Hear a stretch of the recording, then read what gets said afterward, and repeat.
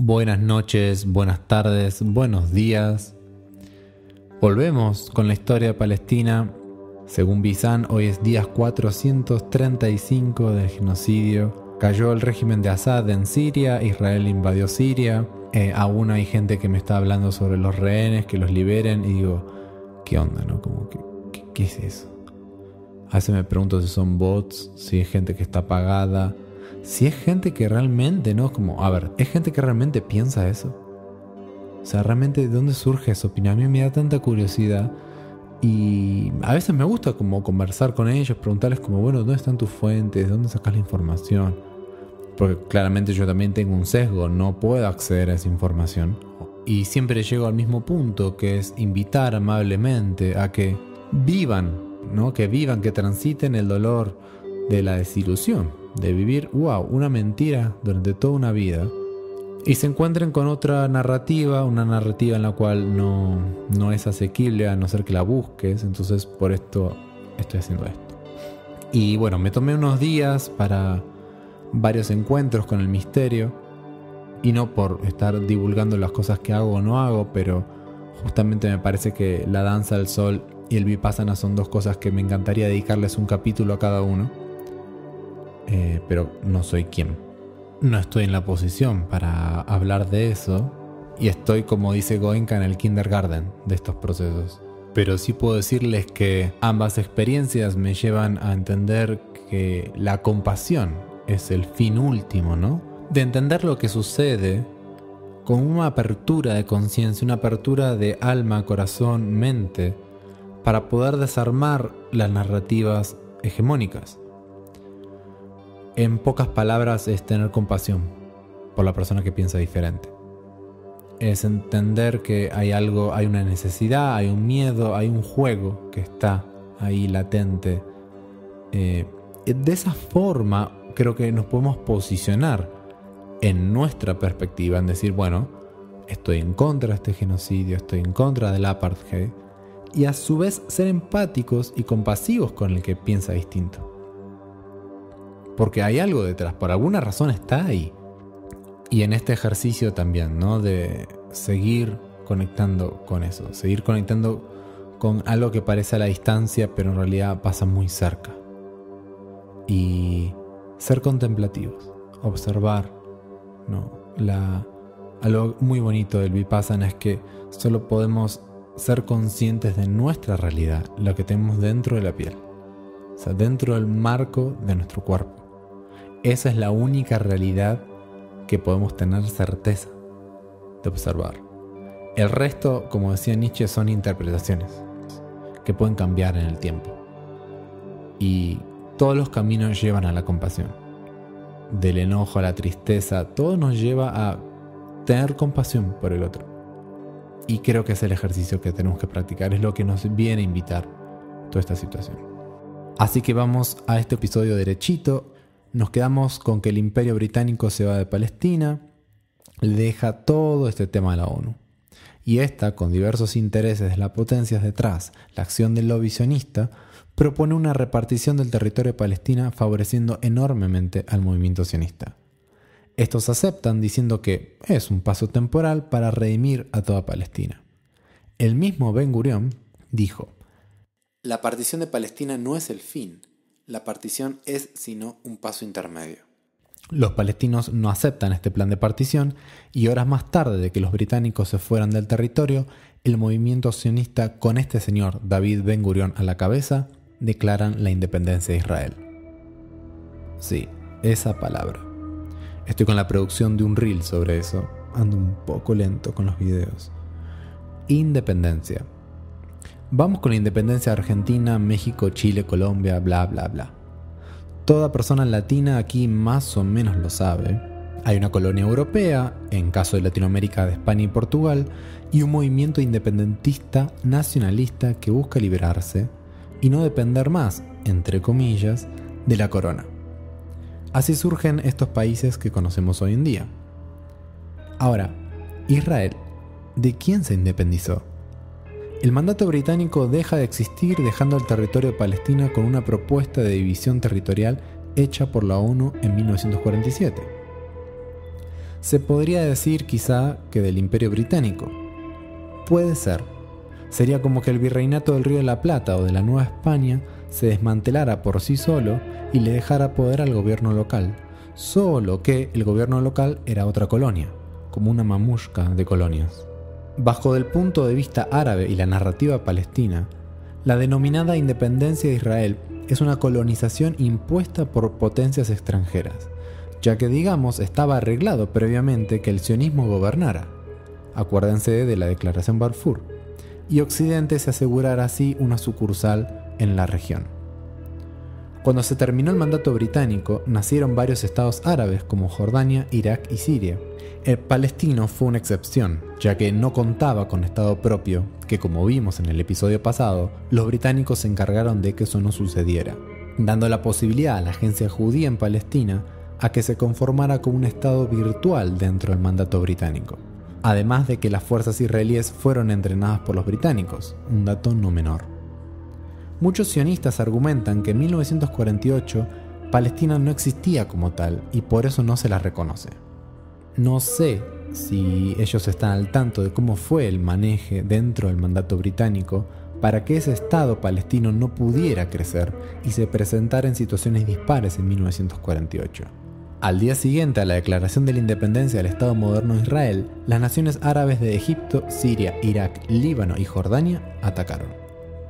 Cosas a tener en cuenta en este evento, denominado por los sionistas como la Guerra de Independencia de Israel y por otro lado como la Guerra Árabe-Israelí. Es un evento bélico que se da en paralelo con la Nakba. Hay investigadores que proponen decir que estos eventos son dos procesos diferentes, si bien interrelacionados. Y una de las razones es porque la Nakba inició 6 meses antes de la guerra y se refiere al proceso de erradicación de las comunidades palestinas de su territorio. Ya habían para mayo del 48 300.000 palestinos desplazados y refugiados. A mí no me gusta el término limpieza étnica, ya que limpieza habla de que hay algo sucio.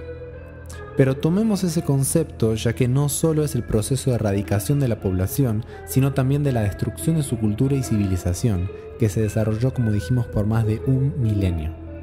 La intención de desaparecer una cultura, renombrando las ciudades y las aldeas, destruyendo los cultivos, principalmente los olivares.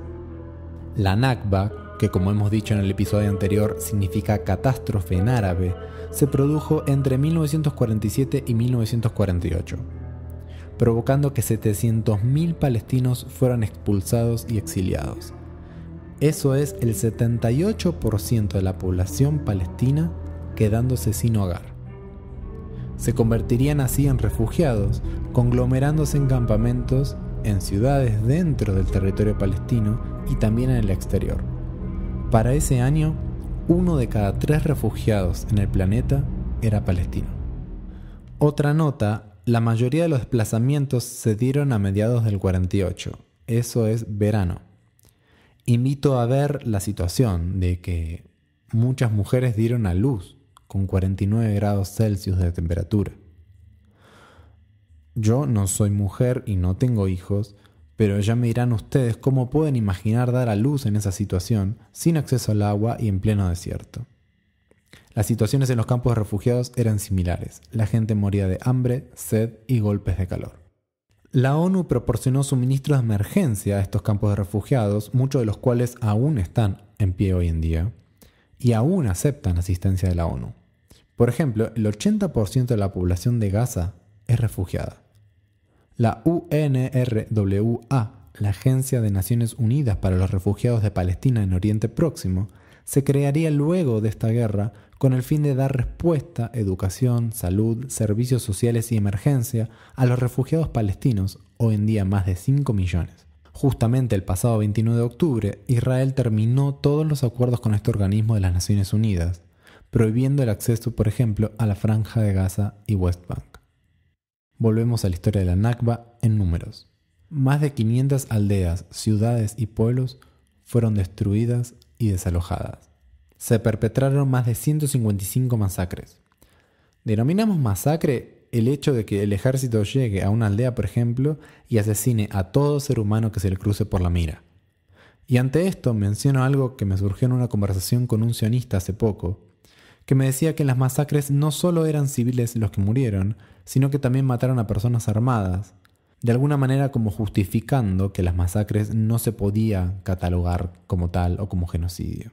Y aquí hay algo interesante que se sigue repitiendo hoy en día en los medios masivos y aquellas personas que por alguna razón son pro-Israel o estos sionistas que se esconden tras las palabras de amor y paz.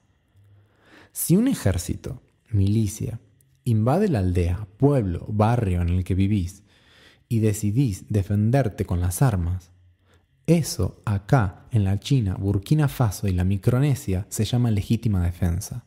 En todos lados se llama así, menos en Israel. Es uno de los discursos más polémicos para desmantelar, ya que se menciona que tanto Hamas como Hezbollah son organizaciones terroristas, pero no se menciona su origen, su razón de ser. ¿Por qué surgen?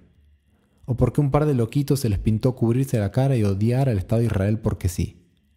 Es algo un poco desesperante porque, como expliqué en uno de los videos sobre la violencia y sus 3 niveles, el primero el del aparato opresor, el segundo el revolucionario y el tercero el mediático, hacen parecer como que el origen de todo esto es el derecho a la defensa legítima de Israel, protegiéndose de estos grupos terroristas. Bueno, aquí va la data. Israel no tiene derecho a defensa legítima por ser un Estado ocupante. Un Estado ocupante no tiene derecho a invocar legítima defensa contra la población que ocupa, ya que en su rol de ocupante tiene el deber de proteger a esa población y respetar su derecho a la autodeterminación. En cambio, cualquier medida de defensa, entre comillas, utilizada por el ocupante contra la población civil es vista como una violación del derecho internacional humanitario, ya que representa una forma de represión y no de defensa. Y esto, amigos, amigas, no es mi opinión. Deriva de los principios y normas del derecho internacional humanitario, está implícito en las convenciones de Ginebra y en la Carta de las Naciones Unidas, así como en la jurisprudencia y opiniones consultivas de la Corte Internacional de Justicia. ¡Boom! Les dejo en los links el acceso a toda esta información jurídica para que cuando alguno hable de que Israel tiene derecho a defenderse y para eso bombardear escuelas y hospitales, pues ahí tienen una respuesta posible. Toco este tema porque en la Nakba el sionismo reprodujo esta idea de justificar las masacres ya que se realizaron sobre aldeas que estaban ocupadas por combatientes. Primero, no es del todo cierto. Ha habido y hay masacres sobre población civil desarmada, principalmente infancias. Y segundo, ¿pretendes ocupar y asesinar a una población sin encontrar resistencia? Y si hay resistencia, ¿eso te da derecho a la defensa?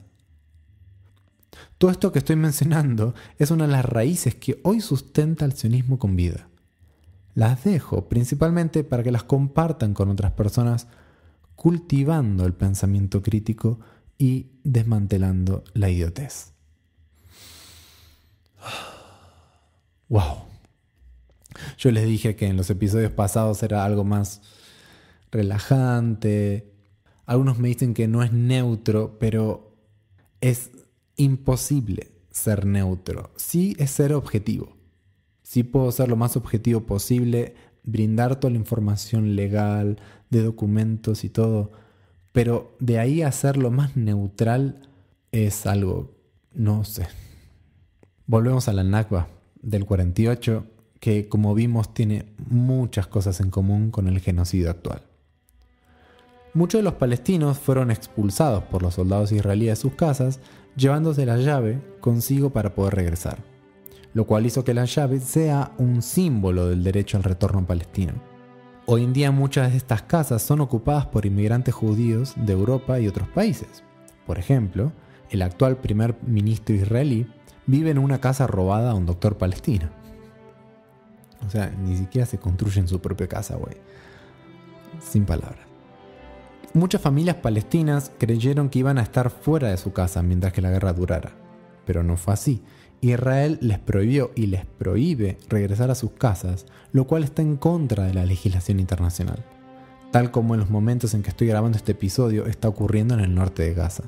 Un dato interesante es que años más tarde, Ben Gurión, el primer ministro de Israel, promulgó la ley de propiedades ausentes, definiendo ausente a cualquier persona que entre noviembre de 1947 y mayo de 1948 dejó su hogar tras ser expulsada por milicias sionistas y se trasladó a países vecinos.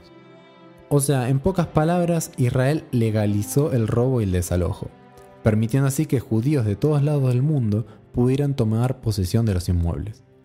Los bienes fueron asignados al custodio de la propiedad ausentes, que se encargó de repartir dinero, libros, muebles, empresas, bancos, negocios a los migrantes judíos o instituciones israelíes.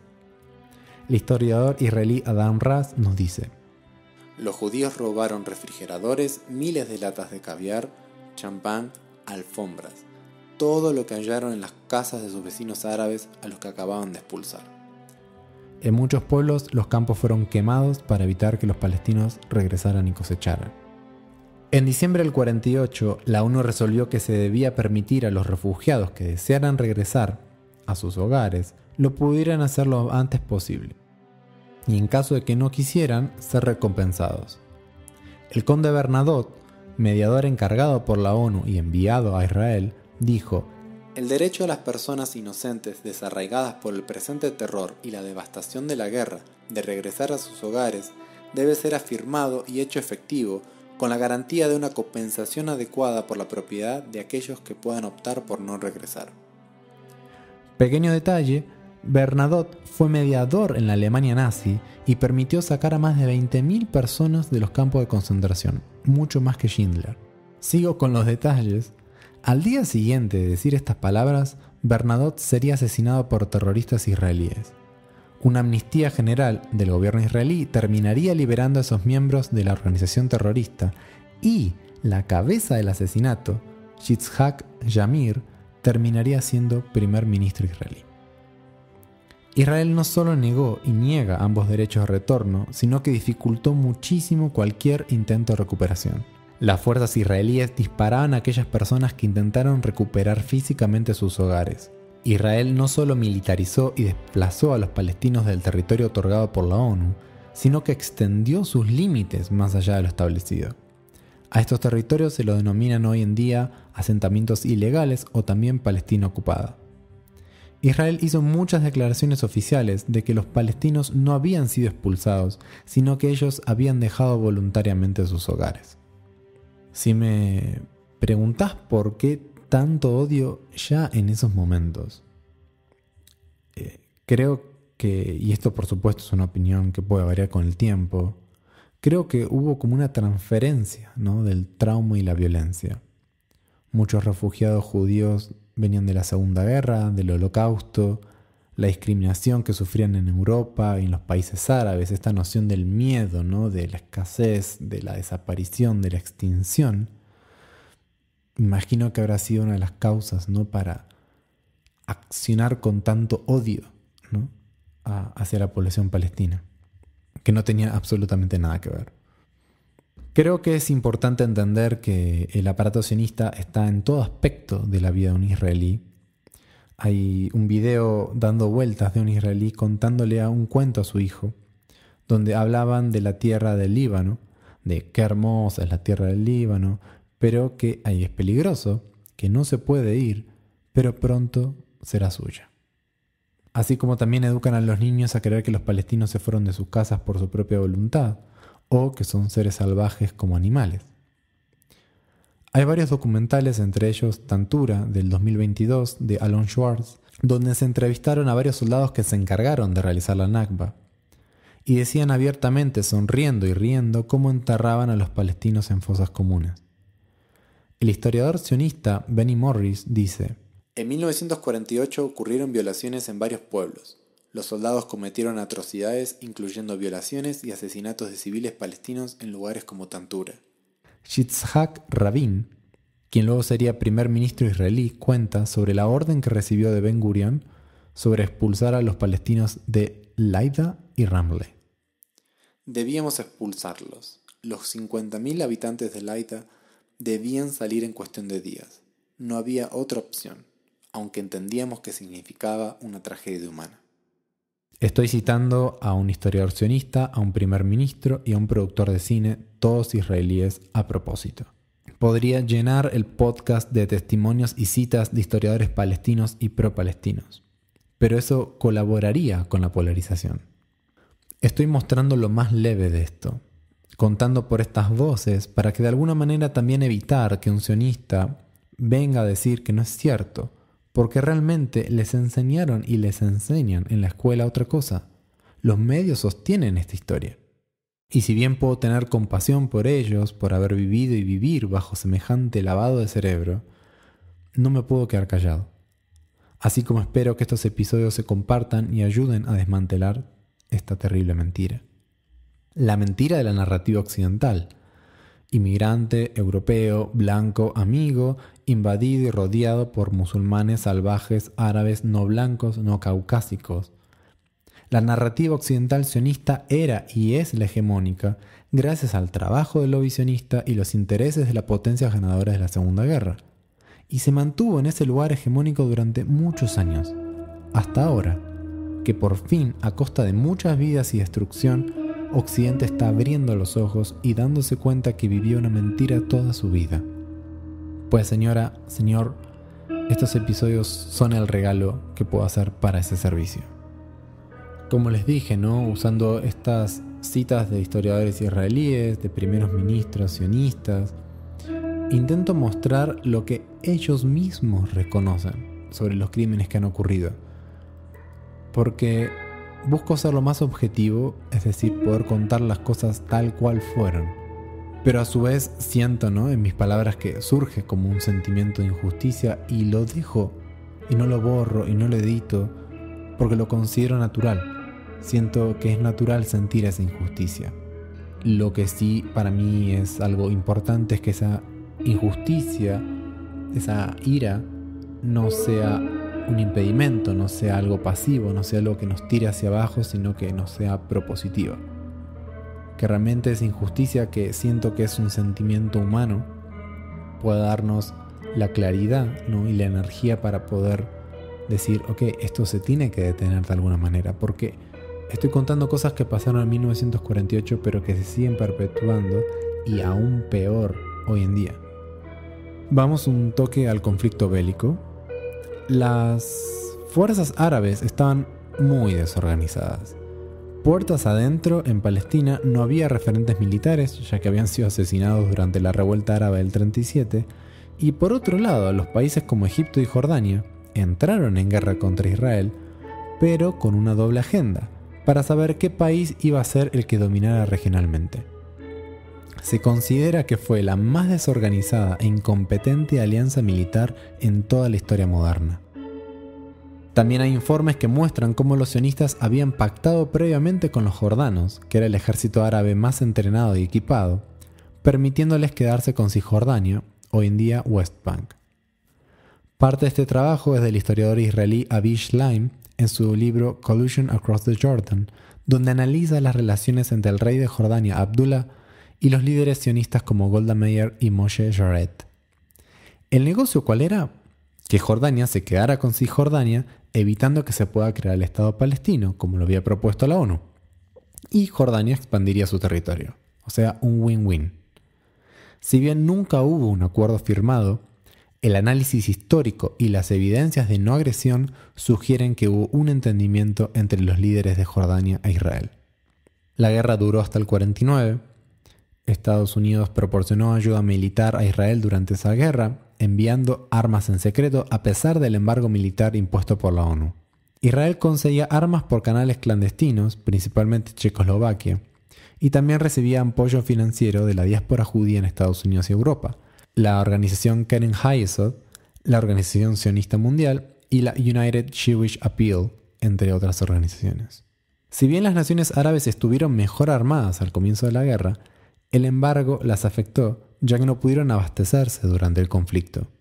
Es decir, el apoyo internacional de la comunidad judía y el embargo militar fueron los ingredientes claves para que Israel ganara la guerra. Alrededor de 6.000 soldados y civiles israelíes murieron durante ese conflicto y el número de muertos de los árabes es debatido entre 10.000 y 15.000. A principios del 49 se firmaron una serie de acuerdos de armisticio entre Israel y los estados árabes vecinos que pusieron fin a los combates. Estas líneas de armisticio se conocieron como la Línea Verde, creando nuevas fronteras. Israel pasa a controlar el 78% de la tierra palestina, 21% más del que había sido asignado por la ONU 2 años antes. Los territorios palestinos, que incluían Cisjordania, la Franja de Gaza y los Altos de Golán, fueron divididos entre las naciones árabes que ayudaron a controlar esas áreas. Cisjordania, como dijimos, fue ocupada por Jordania, la Franja de Gaza por Egipto y los Altos del Golán por Israel y Siria. Jerusalén también se dividió en Jerusalén Este, controlada por los árabes, y Jerusalén Oeste, controlada por Israel. Volviendo al nuevo Estado moderno de Israel, se fue estableciendo conforme el sistema de apartheid, que se enfocaría principalmente en aquellos palestinos que sobrevivieron a la Nakba y quedaron dentro del nuevo territorio israelí.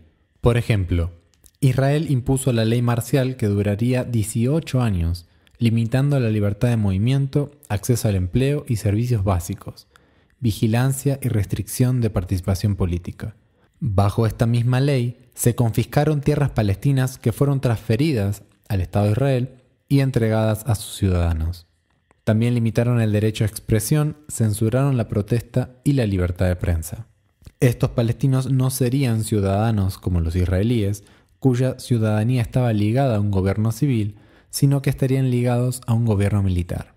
Por otro lado, los inmigrantes sionistas comenzaron a llegar en masa a la ahora Estado de Israel, que les daba la bienvenida con casa incluida. El gobierno de Israel fomentaba fuertemente la llegada de nuevos inmigrantes judíos de cualquier parte del mundo a que se convirtieran en colonos. Hasta hubo acciones encubiertas del Mossad, servicio de inteligencia israelí, en países como Irak, para que los judíos de aquel país dejaran esas tierras y se fueran a vivir a Israel, haciéndoles la vida difícil, facilitando la inmigración. La operación Alphabet es un ejemplo, donde el Mossad logró trasladar a 120.000 judíos iraquíes. ¿Cómo? Generaban rumores sobre persecuciones, condiciones de vida muy difíciles y la promesa de un futuro mejor en Israel.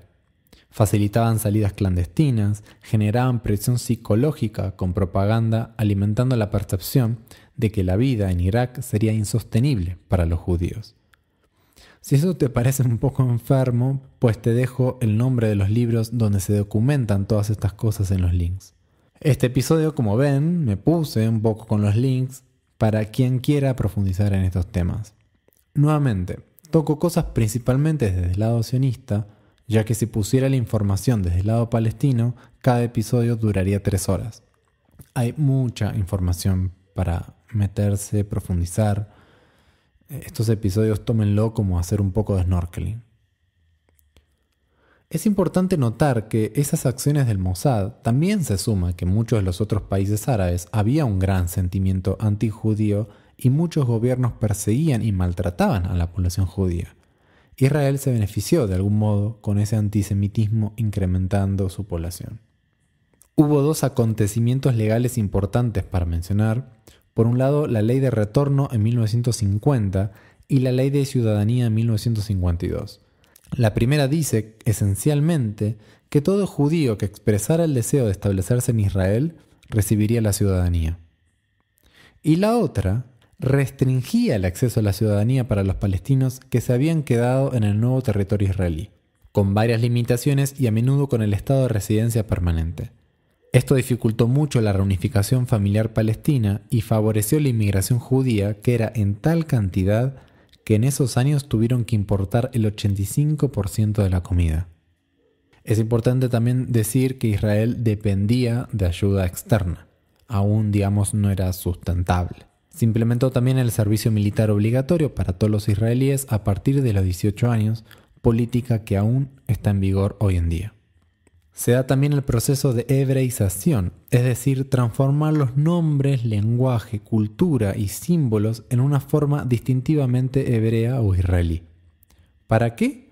Bueno, pues algo obvio, construir una identidad nacional y cultural unificada.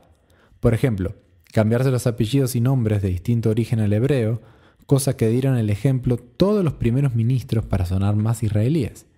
David Ben Gurión en realidad se llamaba David Grun. Golda Meir nació como Golda Mavovich, Ariel Sharon era en realidad Ariel Scheinerman y Benjamin Mileikowski se cambió el nombre a Benjamin Netanyahu. El hebreo fue impulsado como lengua cotidiana entre los judíos que habitaban en Palestina.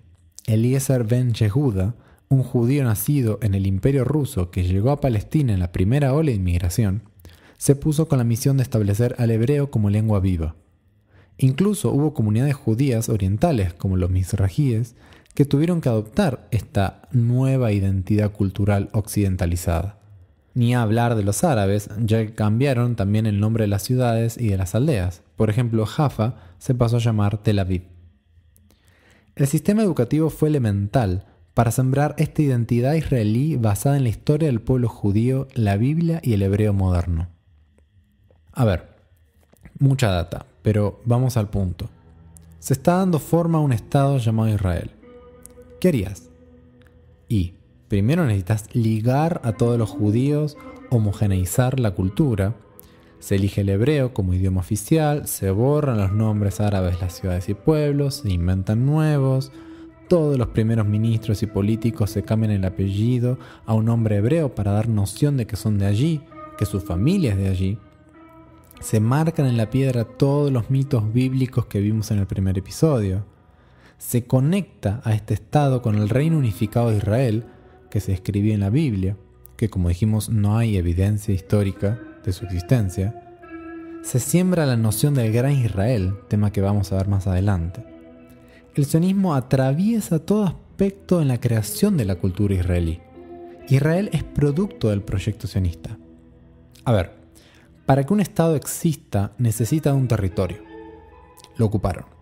Una población permanente. Inmigró de Europa y de países árabes. Un gobierno, el mismo movimiento sionista, y tener la capacidad de entrar en relaciones internacionales. Yo no voy a dar opinión en este punto, pero queda en vos, en ti, si reconoces que Israel es un Estado o no. Hay países que lo reconocen, hay otros que no. Palestina. Tiene un territorio que está siendo ocupado. Tiene una población permanente desde el año 836 después de Cristo. El gobierno, la Autoridad Nacional Palestina en ciertas áreas de Cisjordania y Hamas en Gaza. Y tiene la capacidad de entrar en relaciones internacionales. Hay países que la reconocen, hay otros que no. Para ir cerrando este episodio sobre la Nakba y la creación del Estado de Israel, creo que es importante tener en cuenta todo esto que mencionaba sobre la creación de la identidad israelí. Si uno habla con un sionista, su identidad está ligada al mito nacional israelí basada en los textos bíblicos. El sionismo consiguió lo que quería: ocupar un territorio, expulsar a la población nativa, tener mayoría judía, crear una homogeneización cultural, una lengua común, una identidad. Es interesante, ¿no?, realmente ver el resultado del proyecto, cómo se originó, las circunstancias que permitieron que se haga realidad y las circunstancias que permiten que se sustente. Yo prefiero ser más introspectivo que crítico, porque considero que la victoria es un estado mental. Y si bien por supuesto existen derrotas, creo que son fuentes de aprendizaje para afirmar esa victoria y poder materializarla. En otras palabras, el desmantelar una mentira es una tarea que nos toca una vez que conocemos la verdad. Tener éxito en esa tarea depende de nosotros nada más, de qué tan bien nos organizamos y qué tan bien nos comunicamos. Y de la misma manera que a un niño se le dice en algún momento que Papá Noel o Santa Claus no existe, pues creo importante ser inteligentes en las formas que tomamos para decir esa verdad y no generar reacciones. Para mí, apego e identidad son casi sinónimos. Y no por casualidad mi próximo disco de música reza: la identidad es el vicio a vencer. ¿Cómo pretendemos desarmar la identidad de una población que ha nacido bajo la influencia de una ideología tan feroz como la sionista si no podemos ser críticos con nuestras propias identidades heredadas? Ser argentino, ser mexicana, comunicarme de tal manera, organizarme de esta manera o de otra. Quizá desmantelar la creencia de un sionista sea un trabajo titánico. Quizá sea mejor desmantelar el discurso hegemónico en personas que no tienen tan arraigado a nivel emocional esa narrativa. Las respuestas son muchas, cada una encontrará la suya. Y por supuesto, esas respuestas cambiarán en el tiempo. Yo solo vengo a recordar que es necesario, por el hecho de ser simplemente humanos, desmantelar una mentira que está aniquilando a otros humanos por el hecho de tener otra identidad. Por eso el próximo episodio será justamente sobre este momento bisagra que estamos viviendo como humanidad, en quizá el cambio más grande que ha visto toda la historia. Y que nos toque vivirlo es para mí algo hermoso, ya que nos permite tomar la historia en nuestras manos y la confianza de que podemos escribirla con mucha más conciencia de la que se ha hecho antes. Nos vemos la próxima.